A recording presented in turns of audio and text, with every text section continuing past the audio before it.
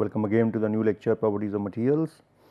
Let us just briefly see what we did in the last class. So, in the last class what we did was we looked at various characteristics of stress strain curves again, and we looked at properties such as what is proof stress, what is elastic limit, and what is proportional limit, the distinction between these. Then we also looked at what is resilience, which is basically the ability of material to absorb the energy in the elastic region when deformed up to within the elastic region and then come back. So, it is important for things like springs. Okay.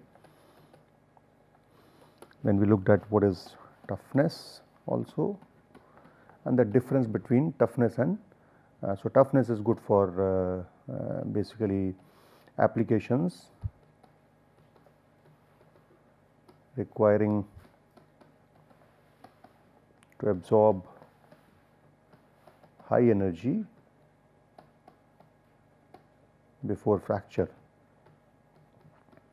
So, basically their fracture strain generally is very large. So, as a result the area under the stress strain curve is very large. Then we also looked at what is ductility. Ductility is essentially a quantitative measure of how much the material can be deformed. So, it can be defined in terms of elongation, percentage elongation, or percentage area reduction. So, percentage elongation will be LF minus L naught divided by L naught into 100, and percentage area reduction will be A naught minus AF divided by A naught into 100. So, this is what ductility is quantified as. And then we also looked at the difference between true stress and true stress strain and engineering stress strain curves. And we found that one, after yielding, sigma T is always higher than sigma E, and then the corresponding strain for epsilon true stress is always lower than epsilon E. So, epsilon is lower than E. So, as a result the points on the engineering stress strain curve are on the slight left of themselves on the true stress strain curve, and that we saw by looking at the values. Now, let us see what is the difference. First of all, what is this stress strain curve all about? So, we see in stress strain curve that you have a behavior like this. Okay. So, we saw that up to this point you have yielding. So, this is the yielding,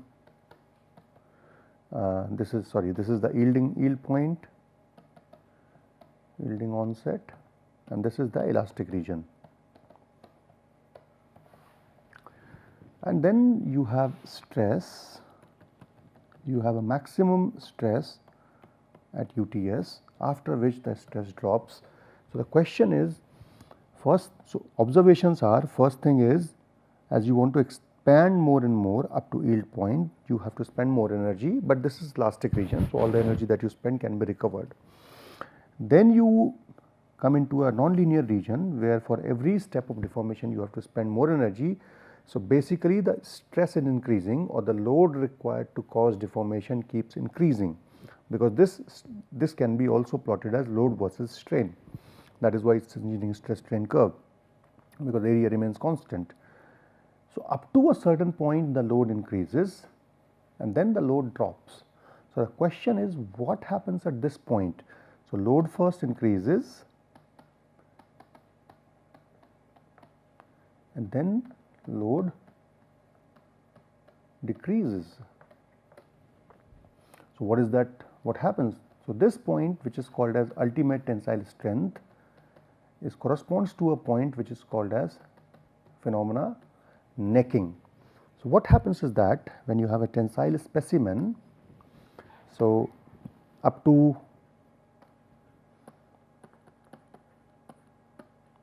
sigma y, you have a specimen like this,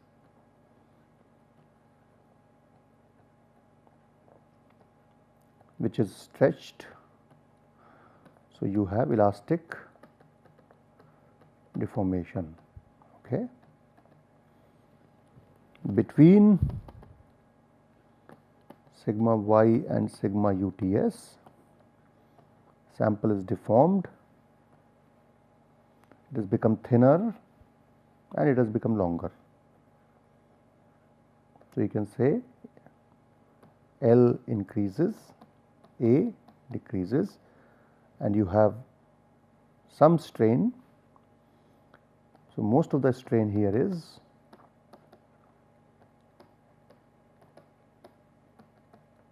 plastic or permanent, and the area reduction happens fairly uniformly across the whole length. Near UTS, or just at the UTS, what we have is the phenomena called as necking. So, at about so let us say if this is let us say point A, this is let us say point B. So, this is B, and at point C what happens is that the sample. So, let's at point C what happens is that you have a formation of what we call as a small neck.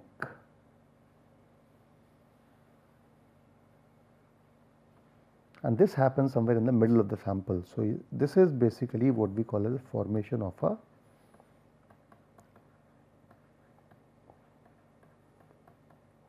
and this phenomena is known as necking. So, this is where the necking occurs, and as we go to point D, so this is point C, at C you have formation of a neck, and at D let us say when you go a little further the neck gets deeper. So, at this point the neck will be more like this. So, we can say it is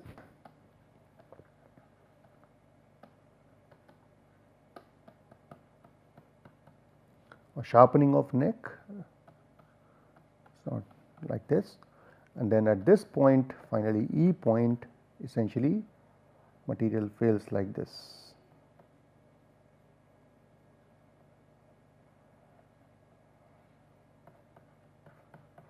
Failure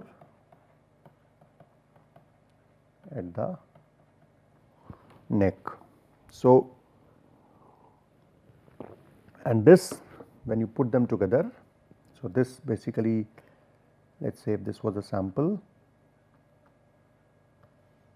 and this was an failed region, when you put them together,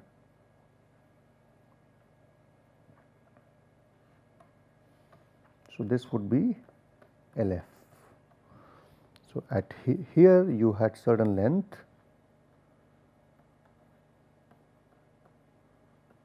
this is L naught, L naught has gone to LF. So, of course, the diameter would be larger. So, let me just, so diameter would be larger. So, this would be L naught. So, this L naught has gone to LF up to this point. So, basically what has happened is you have first elastically deformed, increase the length a little bit, area is reduced, then you gone across yielding, material is deformed plastically, length has increased further, deformation is pretty uniform. Near UTS a sort of neck starts forming right in the middle of the sample, which is called as phenomena of necking, and at that necking point the neck gets deep and deep as you keep continuing the deformation, but the load decreases. We will see how the load decreases in a little while, and as you keep continuing the deformation, as you keep pulling it apart, the failure happens at the neck. So, this is what basically the phenomena of plaster deformation is. So, the question is what happens at the neck and why is that? So, let us first look at why is that why is there a change in load at necking?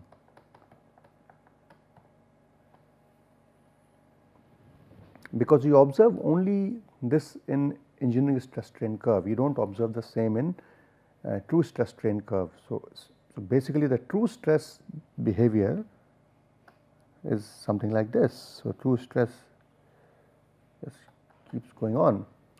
So the necking point would be somewhere here in, but it is not visible very clearly. So but in the true stress, in the engineering stress strain curve, the necking behavior is very visible, and that is why engineering stress strain curve is preferred, because you want to go only up to the necking. So we will see what happens at the necking in a little while, but first the question is, why is there a change in the load at necking?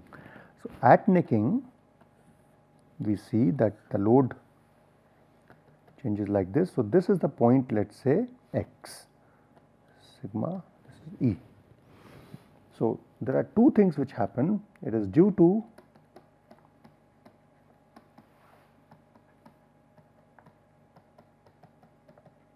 competition between, first you have strain hardening that is happening. So increase in load,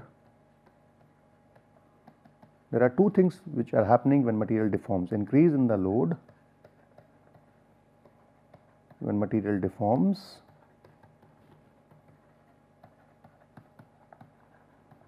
due to strain hardening. And we do not know what strain hardening is microscopically, we will see that in a little while, after a few lectures maybe. And then we have another thing that is happening, but we know that the material's area is decreasing. So area decrease leads to decrease in the load.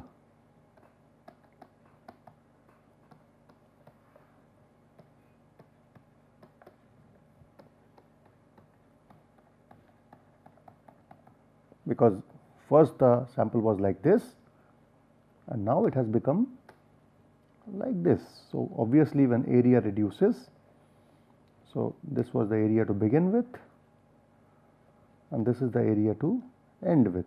So area has reduced, which means the load should also reduce to deform it, but at the same time the load is increasing because the material is getting stronger and stronger. So these two things compete. So what happens in this region, in the first region, the increase in load, the strain hardening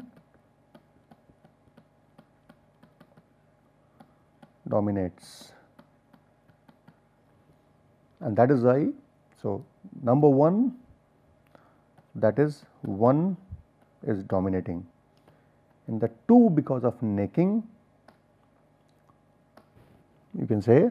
So after point P, although the load increases because of strain hardening, that still happens, but the necking leads to a faster reduction in area.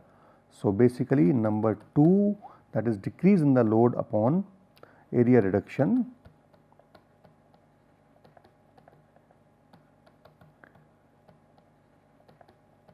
is higher, leading to load reduction. So after point X, it is the decrease in the load upon area reduction, especially at neck, that dominates, and before point X it is the strain hardening which leads to increase in the stress required to deform the material, that dominates. So basically we know that engineering stress is proportional to load, because as engineering stress is nothing but equal to, we can say that it is equal to P divided by A naught. A naught is nothing but constant. So since we are looking at only the load, these are two things which happen. But what happens in true stress? So we have seen in engineering stress that first the load increases because of dominant strain hardening, and then the load decreases because of the dominant reduction in the area because of necking after UTS. So this dominates because of necking after UTS. So what happens in terms of true stress strain curve?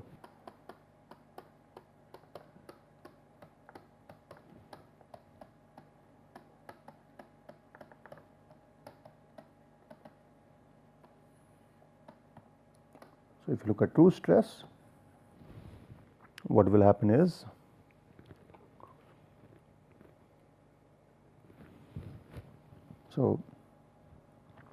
this will be your engineering stress strain curve.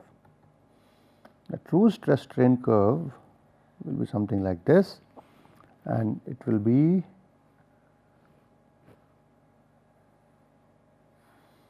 so this point will correspond somewhere on the true stress strain curve.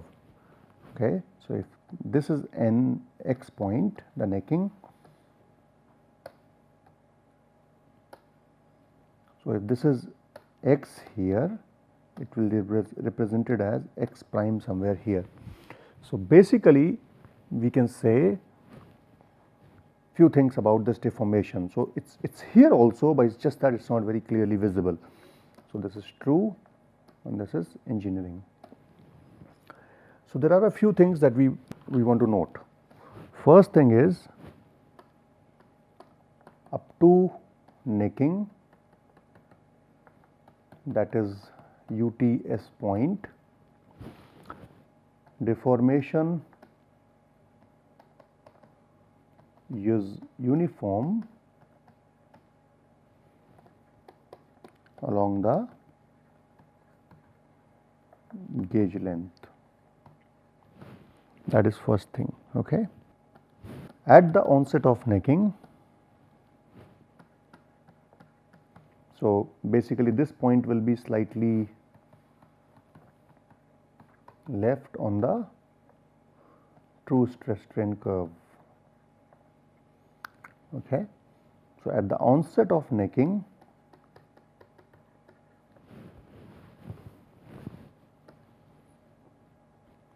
which means the region in the center or at the neck, may not be at the center, is smaller in area than other places. So, as a result, we have localized deformation at the neck and vicinity. So, neck and around it the deformation is localized, and at this point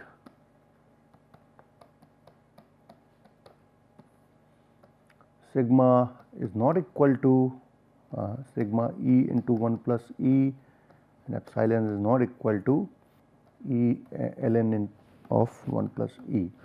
So, these things they do not so these things are not valid.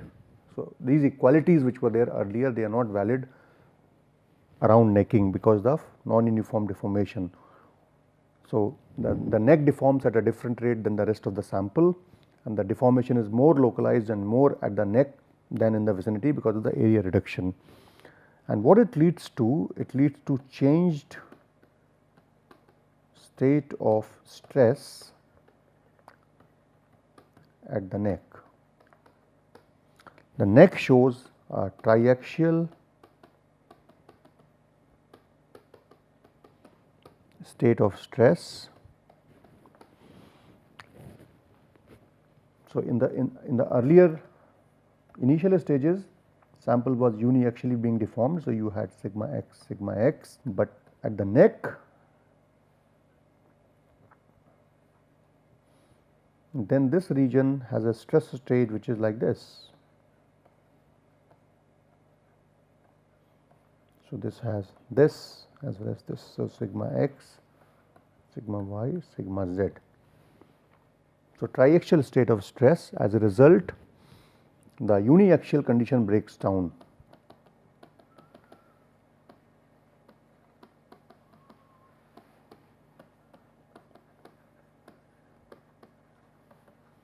And hence neck deforms far more rapidly than the, and this causes a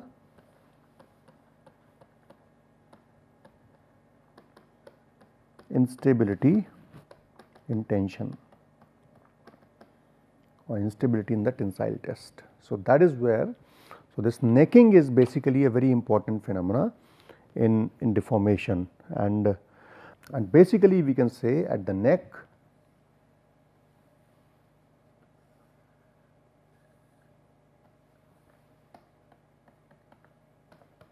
the stress concentration is very high,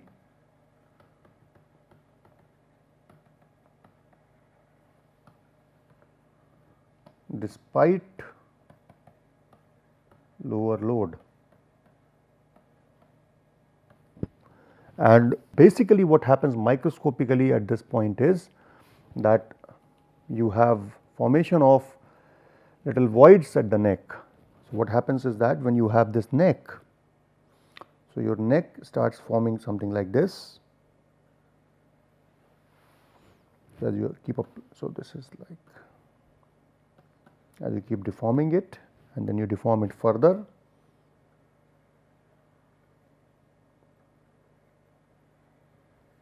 and you nucleate these small voids, let us say. So, we can say small cavity formation, and these cavities grow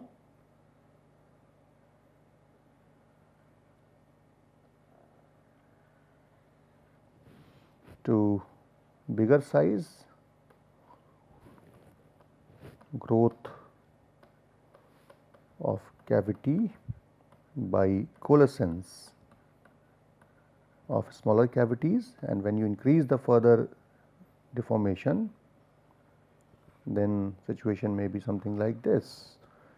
These sort of they join a particular plane. So, basically there is a shear fracture that happens. So, basically you have fracture here which is at about 45 degree to the tensile direction. So, fracture at 45 degree to tensile axis, if this is the tensile axis. Sorry, this.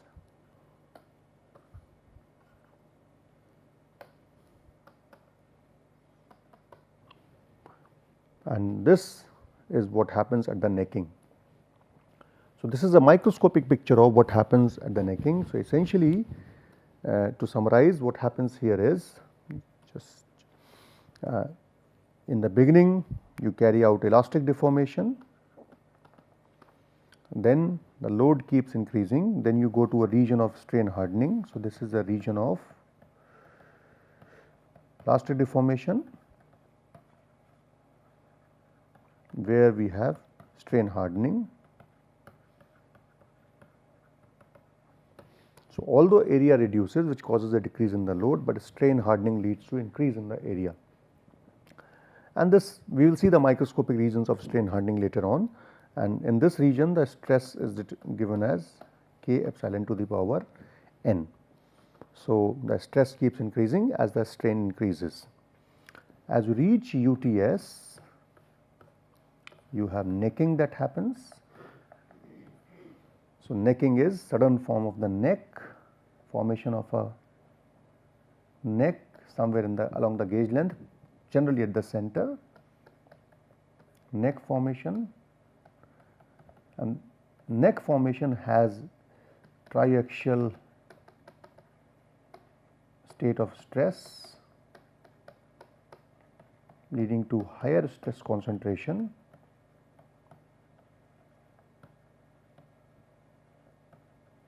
and this higher stress concentration leads to higher deformation and cavity formation. So, this higher deformation basically, so you have a localized decrease in the area, okay, localized decrease in area. So, after the neck is formed, the load decreases because of localized decrease in the area, and then once this area is decreased in the local region, the load keeps dropping before the sample fractures because of the.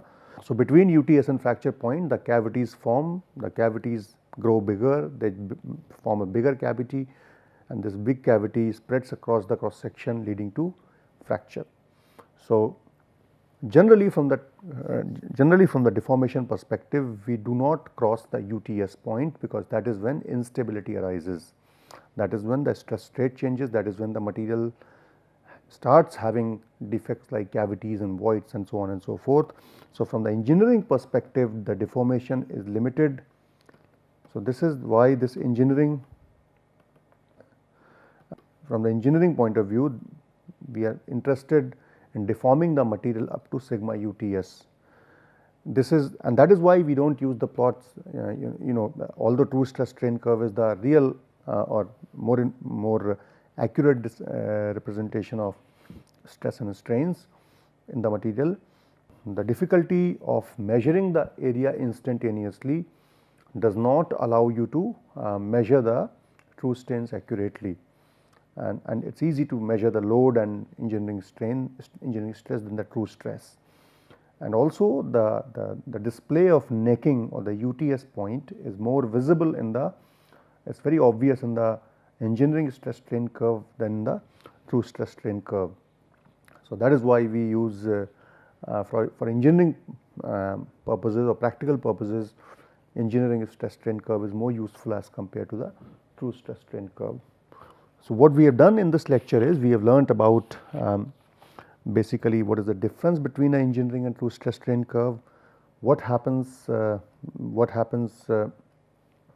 basically what happens at various stages in terms of gauge length and formation of neck. So, in the beginning we have elastic region, followed by a strain hardening region, followed by necking, and neck followed by failure.